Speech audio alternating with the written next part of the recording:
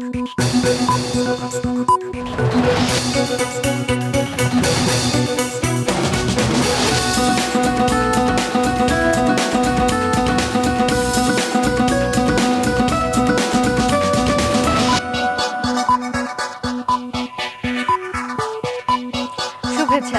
দুপুরের মাছরাঙা সংবাদে আপনাদের সঙ্গে আছে আমি সুমাইয়া সাজ্জাদ। শুরুতেই গার্ডিয়ান লাইফ ইন্স্যুরেন্স সংবাদ শিরোনাম। কাল থেকে দেশে প্রথমবারের মতো পাইপলাইনের মাধ্যমে চট্টগ্রাম থেকে ঢাকায় আসবে জ্বালানি তেল। সময় লাগবে মাত্র 12 ঘন্টা, কমবে ব্যয় বলছে কর্তৃপক্ষ। গ্রহণযোগ্য নির্বাচন ছাড়া কাটবে না দেশের সংকট, সিএনএ-কে দেওয়া সাক্ষাৎকারে বললেন প্রধান উপদেষ্টা। ভোটের মাধ্যমে জবাবদিহিমূলক সরকার গঠনের আশা। নির্বাচন বানচালের ষড়যন্ত্র চলছে। খালেদা জিয়ার জন্মদিনের দোয়া মাহফিলে অভিযোগ বিএনপির সিনিয়র নেতাদের। খালেদা জিয়ার উপর অত্যাচার নির্যাতনের বিচার দাবি। শুনছিলেন শিরোনাম, এবার বিস্তারিত। প্রথমবারের মতো পাইপলাইনের মাধ্যমে চট্টগ্রাম থেকে ঢাকায় আসবে জ্বালানি তেল। কাল এর আনুষ্ঠানিক উদ্বোধন করবেন বিদ্যুৎ ও জ্বালানি উপদেষ্টা। পাইপলাইনে চট্টগ্রাম থেকে ঢাকায় তেল পরিবহনের সময় লাগবে মাত্র 12 ঘন্টা। চট্টগ্রাম থেকে আরও জানাচ্ছেন মহসেনাত শিহাব। কোনো পরিবহন বা ট্যাঙ্কার জাহাজে করে নয়, বরং সরাসরি পাইপলাইনের মাধ্যমে জ্বালানি তেল পৌঁছে যাবে নারায়ণগঞ্জ তথা ঢাকায়। ফলে সময় সাশ্রয় হওয়ার পাশাপাশি সাশ্রয় হবে অর্থ। 2018 সালে বাংলাদেশ পেট্রোলিয়াম কর্পোরেশন বিপিসির নেয়া এই প্রকল্প শেষ হওয়ার কথা ছিল 2020 সালে। 3 দফা মেয়াদ ও প্রকল্প বাস্তবায়ন ব্যয় 838 কোটি টাকা বাড়ানোর পর চলতি বছরের মার্চে শেষ হয় এর কাজ, যাতে সব মিলিয়ে ব্যয় হয়েছে 3653 কোটি টাকা। এই প্রকল্পটি আমাদের মার্চ 2025 সালের ভিতরে স্থাপন সম্পন্ন হয়েছে। ইন দি মিন টাইম আমরা এই প্রি কমিশনিংয়ের কাজও করেছি এবং প্রি কমিশনিং কাজ করার সাথে সাথে আমাদের যে সেন্ট্রাল অটোমেশন, স্ক্যাডা, টেলিকমিউনিকেশন, পিআইডিএস, এগুলোকে আমরা ফাইন টিউনিং করেছি এবং এগুলো আমাদের এখন ইফেক্টিভলি এটা আমাদের এখন কাজ অব্যাহত রয়েছে। এখন আমাদের এই প্রকল্পটি উদ্বোধন হবে আগামী 16 আগস্ট। প্রকল্প বাস্তবায়ন করেছে বিপিসি ও বাংলাদেশ সেনাবাহিনীর 24 ইঞ্জিনিয়ার কনস্ট্রাকশন ব্রিগেড। এই পাইপলাইন 250 কিলোমিটার চালানোর জন্য আমাদেরকে একটা operation and management maintenance contractor নিয়োগ করা হবে, এটা কিন্তু ধারণা ছিল। আমরা বিপিসি থেকে চ্যালেঞ্জ নিয়ে অনেকটা আমাদের নিজস্ব কোম্পানির মাধ্যমে চালানোর জন্য চ্যালেঞ্জটা গ্রহণ করেছি। এতে হাজার হাজার কোটি টাকা কিন্তু বৈদেশিক মুদ্রা সেভ হচ্ছে এবং পিএলসির লোকজনই এটা করছে। দেশের জ্বালানি তেলের প্রায় 40% ব্যবহৃত হয় ঢাকায়। পাইপলাইনের মাধ্যমে সহজেই সরবরাহ করার ফলে প্রতি বছর এই প্রকল্প থেকে 326 কোটি টাকা আয় হবে বলে ধারণা করা হচ্ছে। পরিচালন, রক্ষণাবেক্ষণ, ফুয়েল, বিদ্যুৎ বিল, জমি ভাড়া সহ কিছু খাতে ব্যয় হবে প্রায় 90 কোটি টাকা, যা বাদ দিলেও সাশ্রয় হবে 236 কোটি টাকা। 3টা ডিপোতে আমাদের এই যাবে, ঘোদনাইল, ফতুল্লা এবং কুমিল্লা। এই 3টা ডিপোতে আমরা সরাসরি পাইপলাইনের মাধ্যমে যদি এই সরবরাহটা আমরা নিশ্চিত করতে পারি তাহলে অপচয়টা কমবে। অপচয় যেটা বলে সেটা সরকারের চুরির সম্ভাবনা থাকবে না। আর ট্রান্সপোর্টেশনে যে খরচটা আগে হতো এটা লাঘব হয়ে আমার মনে হয় অনেক প্রায় সরকারের 250 কোটি টাকার মতো সাশ্রয় হবে। এছাড়া স্ক্যাডা, টেলিকমিউনিকেশন এবং লিক ডিটেকশন করতে এই পাইপলাইনের সাথে অপটিক্যাল ফাইবার কেবল সংযুক্ত করা হয়েছে। পতেঙ্গা নিয়ন্ত্রণ কক্ষ থেকে করা হবে তেল সরবরাহের নিরাপত্তা তত্ত্বাবধান। মহসেনাত শিহাব, মাছরাঙা সংবাদ, চট্টগ্রাম। সংস্কার ছাড়া নির্বাচন অর্থহীন বলেছেন অন্তর্বর্তী সরকারের প্রধান উপদেষ্টা ডক্টর মোহাম্মদ ইউনূস।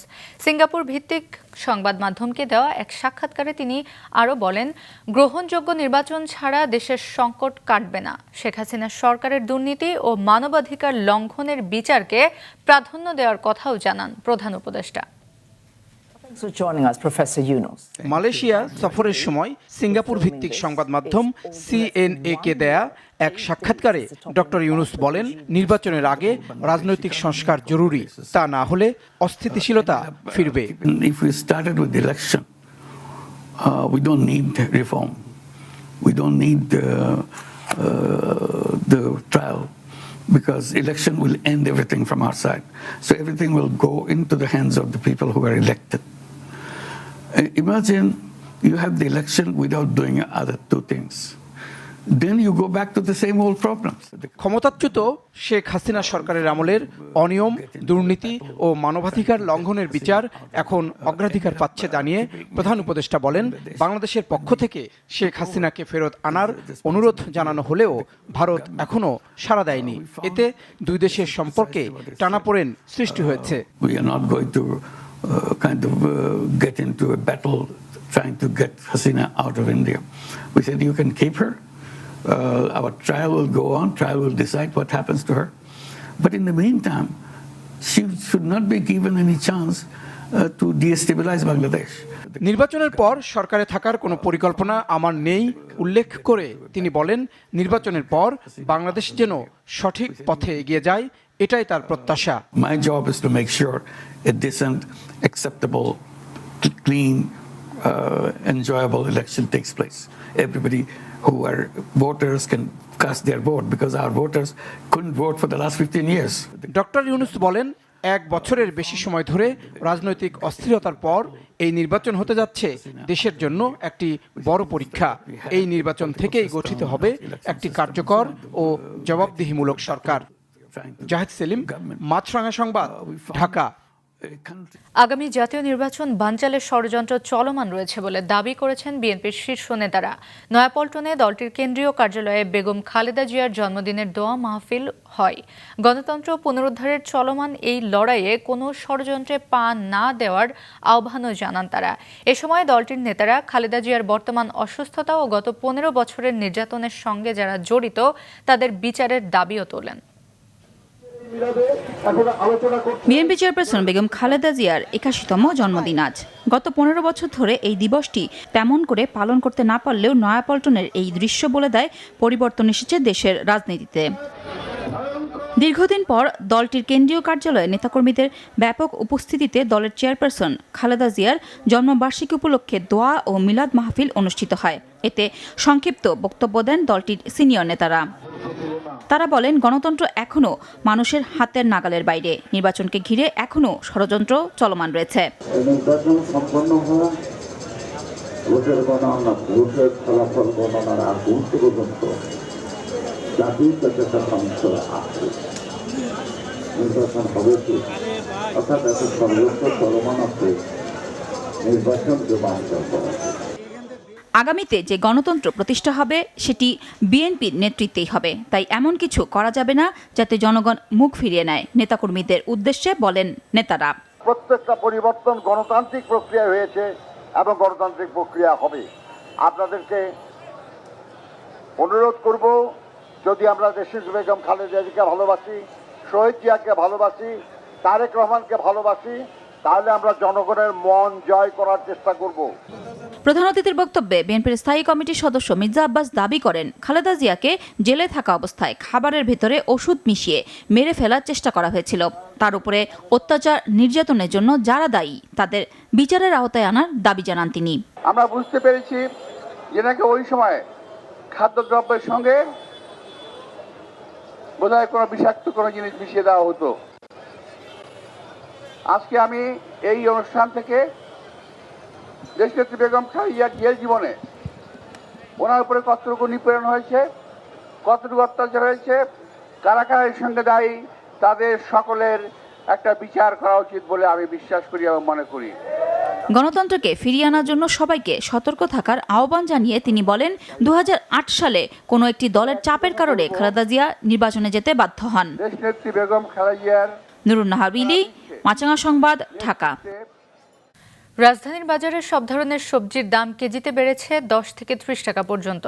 সপ্তাহের ব্যবধানে অধিকাংশ সবজি বিক্রি হচ্ছে 80 থেকে 100 টাকা কেজিতে। বিক্রেতারা বলছেন, বৃষ্টি এবং সবজির মৌসুম শেষের দিকে হওয়ায় আড়তে যোগান কম, এজন্য দাম বেড়েছে। এদিকে সরবরাহ বাড়লেও দাম কমেনি ইলিশের। 1 কেজি ওজনের গুলো বিক্রি হচ্ছে 2300 টাকায়। ফের বেড়েই চলছে সবজির দাম। অধিকাংশ সবজির কেজি এখন 80 টাকার উপরে, কাঁচামরিচের কেজি 180 টাকা।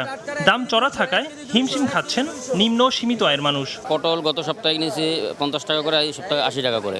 তো এরকম প্রতি সবজিতে 10 টাকা 20 টাকা 30 টাকা করে কেজিতে বাড়ছে। বাজারে সব কিছুর দাম বাড়তি, মাছ গোস্ত বা তরকারি সব কিছুর দাম অতিরিক্ত বেশি। বিক্রেতারা বলছেন কয়েকদিনের বৃষ্টি ও সবজির মৌসুমের শেষের দিকে হওয়ায় আড়তে যোগান কম, এ কারণেই দাম বেড়েছে সবজির। বেগুন বেচতেছি আমরা 100-120 টাকা করে কেজি, পেঁপে 30 টাকা, টমেটো 180 টাকা কেজি। সব মালে এভারেজ ধরেন আপনি 20 থেকে 30 টাকা, কোনো মালে 50 টাকা বেড়ে গেছে।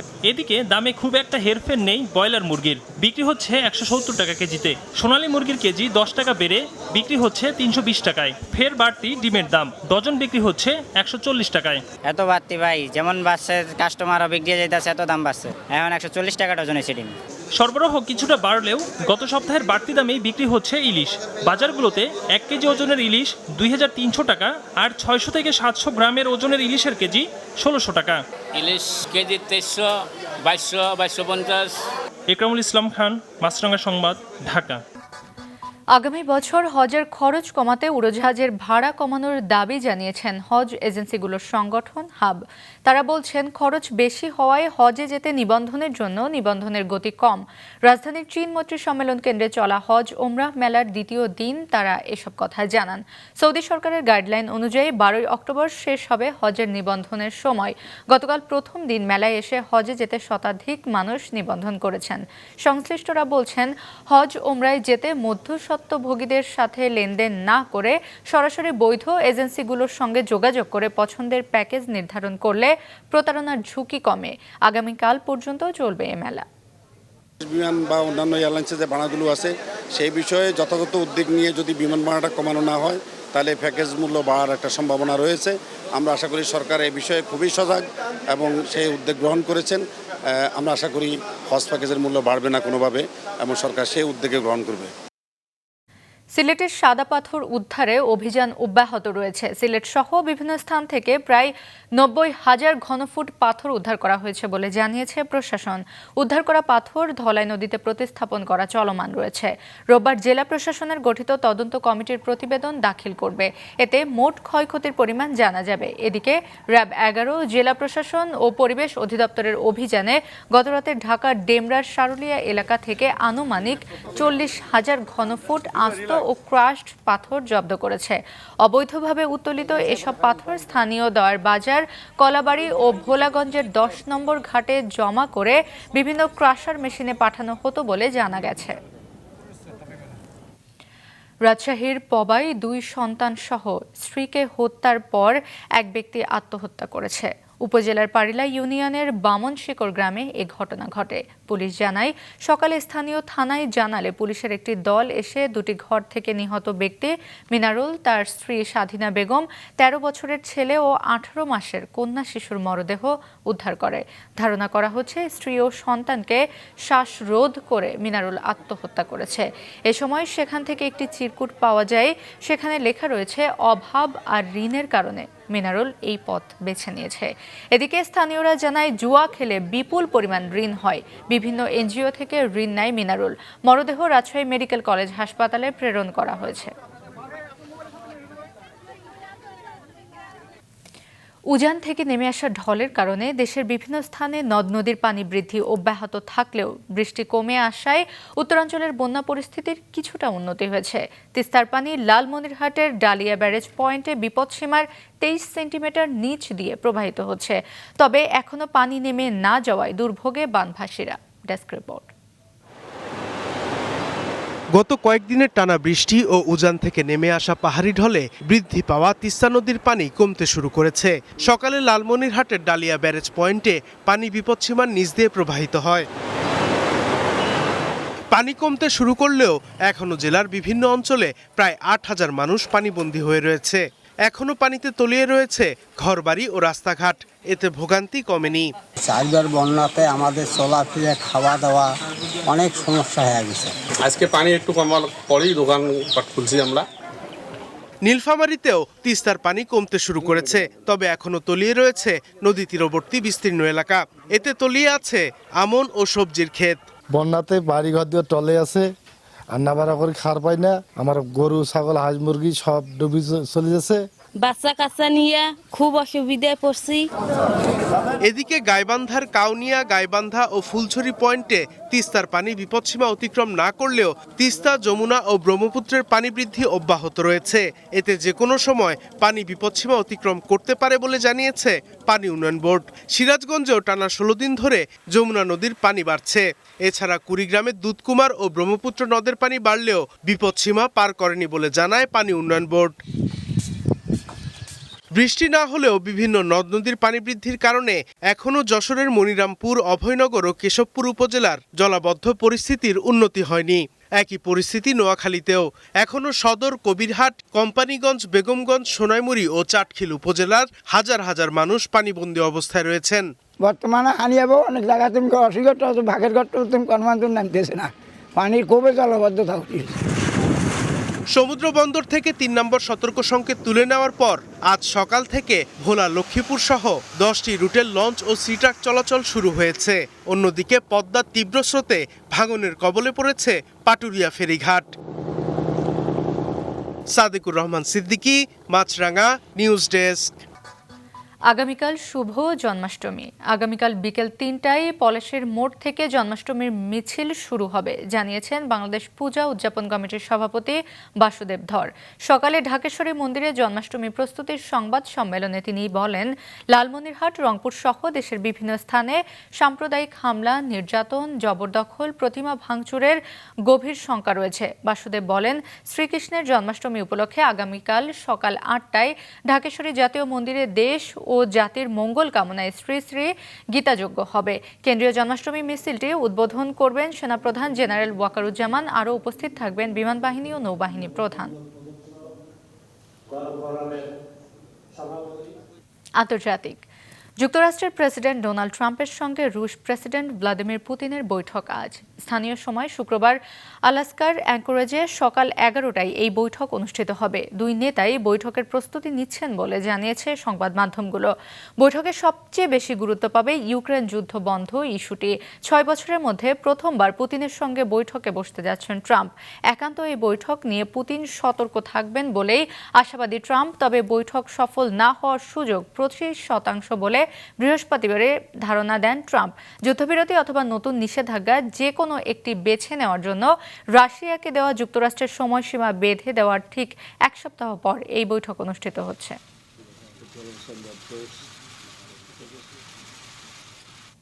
খেলার খবর। আজ থেকে শুরু হচ্ছে ইংলিশ প্রিমিয়ার লিগের নতুন মৌসুম। উদ্বোধনী ম্যাচে বাংলাদেশ সময় রাত 1টায় বার্নমাউথের বিপক্ষে খেলবে বর্তমান চ্যাম্পিয়ন লিভারপুল। 1 সপ্তাহ আগে কমিউনিটি শিল্ডে ক্রিস্টাল প্যালেসের কাছে হেরে শিরোপা জেতা হয়নি অলরেডদের। এবার ঘরের মাঠে জয় দিয়ে লিগ শুরু করতে প্রস্তুত লিভারপুল। বার্নমাউথের বিপক্ষে সবশেষ 3 দেখায় অলরেডরা 9টি গোল দিয়েছে, হজম করেনি একটিও। লিভারপুলের হয়ে আজ অভিষেক হবে জার্মান তারকা ফ্লোরিয়ান ভার্জার। প্রস্তুতি ম্যাচগুলোতে ভালো ফর্মে ছিলেন দলের সেরা তারকা মোহাম্মদ সালাহ। সব মিলিয়ে বার্নমাউথের বিপক্ষে সহজ জয় পাওয়ার কথা লিভারপুলের।